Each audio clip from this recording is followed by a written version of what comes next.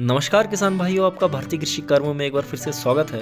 किसान भाइयों, हम सभी जानते हैं कि भारत एक कृषि प्रधान देश है और धान उत्पादन के बाद गेहूं भारत में दूसरे नंबर पर उगाई जाती है। किसान भाइयों, धान कटाई के बाद ज्यादातर किसान भाई गेहूं की बुवाई करते हैं, लेकिन मैं आपसे जानना चाहता हूं कि हम जो फसल उगाते हैं तो क्या उसकी जानकारी हमारे पास होती है।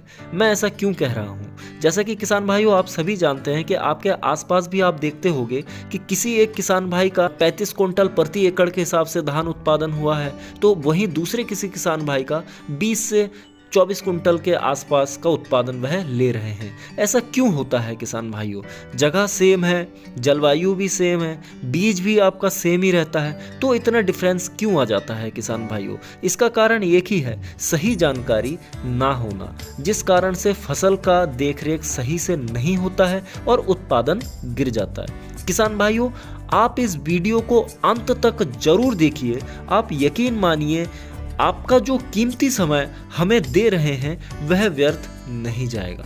किसान भाइयों, आज हम गेहूं की खेती किस प्रकार से की जाती है इसके बारे में बात करेंगे। तो सबसे पहले हम बात करते हैं मिट्टी और जलवायु के बारे में। गेहूं ठंडे मौसम की फसल है। गेहूं के बीज के अंकुरण के लिए 20 से 25 डिग्री सेल्सियस का तापमान उचित माना जाता है और बढ़वार के लिए 27 डिग्री सेल्सियस से अधिक तापमान होने पर विपरीत प्रभाव होता है। वैसे तो गेहूं की खेती हर प्रकार की मिट्टी में की जा सकती है, लेकिन गेहूं की अच्छी पैदावारी के लिए दोमट एवं बलुई दोमट मिट्टी उपयुक्त होती है। जल निकासी और सिंचाई के उचित प्रबंधन से मटियार और रेतीली मिट्टी में भी गेहूं की खेती की जा सकती है।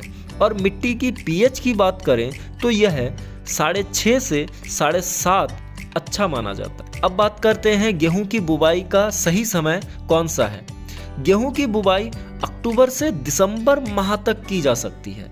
बुवाई के समय के आधार पर ही बीज का चयन करना चाहिए। वर्षा आधारित क्षेत्र में गेहूं की बुवाई का समय अक्टूबर के दूसरे सप्ताह से नवंबर के पहले सप्ताह तक होती है। वही संचित क्षेत्रों में समय पे यदि आप बुवाई कर रहे हो तो नवंबर के पहले सप्ताह से नवंबर के अंतिम सप्ताह तक आप बुवाई कर सकते हो।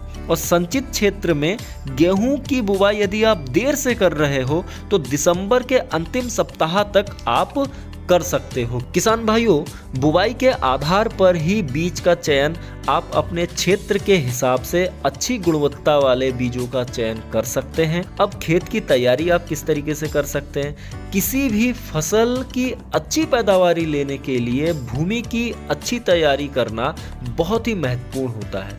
खेत की पहली जुताई मिट्टी पलटने वाले हल से करनी चाहिए।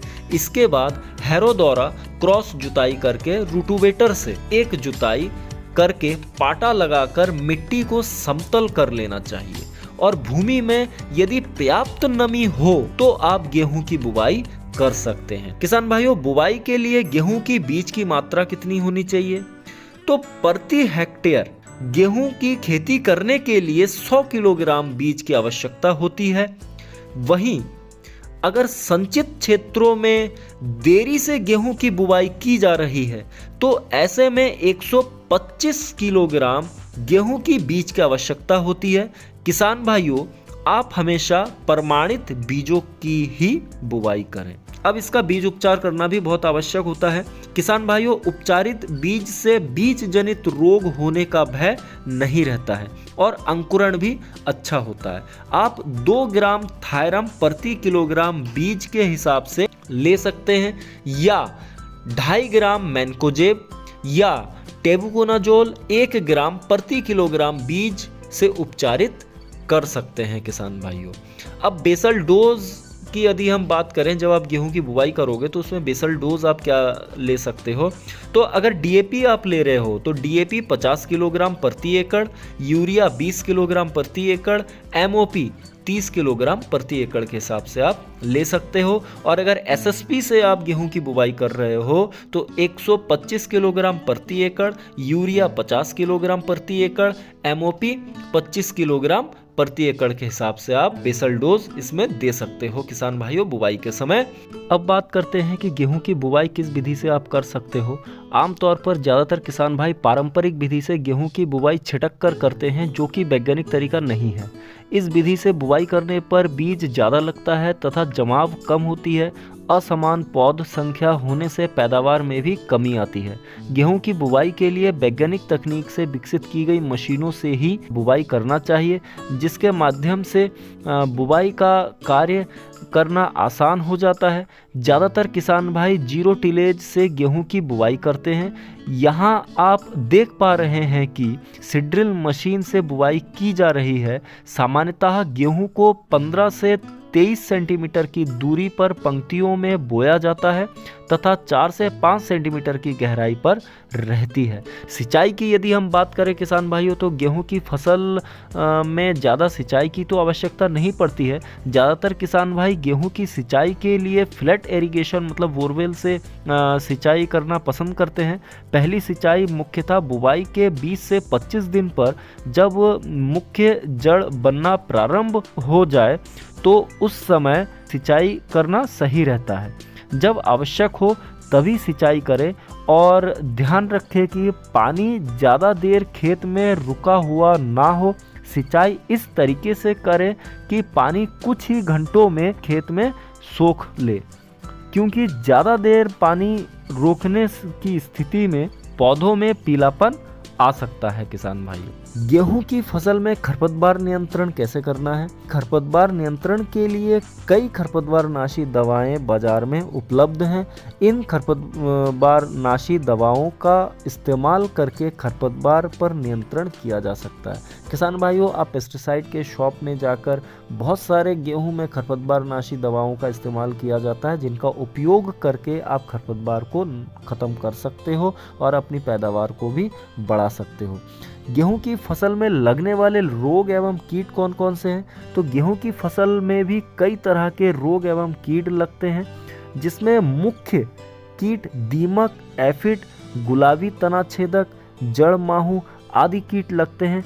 इन कीटों पर अगर समय रहते नियंत्रण ना किया जाए तो इसका बुरा प्रभाव हमारी फसल पर पड़ती है, जो कि हमारी उपज को प्रभावित करती है।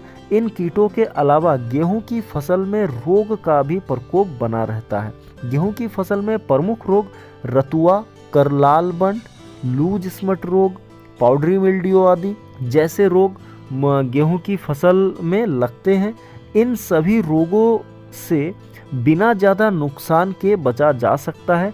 बस ज़रूरी होती है फसल की अच्छी देखभाल की। अच्छी देखभाल के साथ साथ अगर किसान को किसी रोग का लक्षण दिखे तो शुरुआती लक्षण दिखते ही इसके रोकथाम का इंतज़ाम करना चाहिए। उपज की यदि बात की जाए किसान भाइयों, तो गेहूं की उपज गेहूं की किस्म, खेत की मिट्टी की उर्वरक शक्ति एवं इसकी कैसे आपने देखभाल करी है, इन सब पे निर्भर करता है। वैसे आमतौर पर इसकी उपज लगभग 35 से 65 क्विंटल प्रति हेक्टेयर तक होती है। इसकी उपज पूरी तरह से इसकी किस्म पर निर्भर करती है। तो आशा करता हूँ किसान भाइयों आपको यह वीडियो काफ़ी ज़्यादा पसंद आया होगा और काफ़ी जानकारी से भरपूर इस वीडियो में बहुत कुछ चीज़ें आपको जानने को मिली होगी। अगर आपको यह वीडियो पसंद आया है तो प्लीज़ आप लाइक, शेयर और सब्सक्राइब कर दीजिए, ताकि हमें भी मोटिवेशन मिले और हम इससे भी अच्छे वीडियो बनाकर आपको दिखाते रहें। तो मिलते हैं हम फिर अगले नए वीडियो में। तब तक के लिए धन्यवाद। आपका दिन शुभ हो। जय हिंद।